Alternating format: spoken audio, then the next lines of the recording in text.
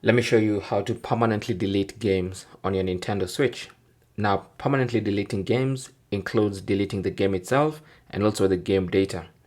So what you want to do is go to settings. So let's navigate to settings. On the settings page, go to data management, select that, and then scroll down to manage software, and then you can find the game you want to delete. All right, so you can see all the games listed, and of course they're going to be arranged depending on how much space each game is occupying. So let's say, for instance, you want to delete this one. What you need to do is simply select it.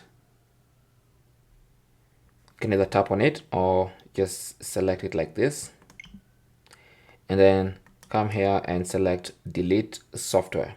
Now it says the software and icon on the home menu will be deleted to manage storage.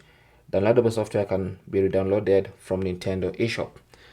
So if this is a game you had purchased, then in future, if you want to use it again, you can just go and reinstall it again without purchasing it again.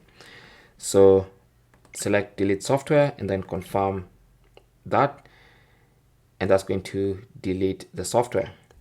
Simple as that. That deletes the software, which means the game and the game data. Thanks for watching. Comments and questions down below, and good luck.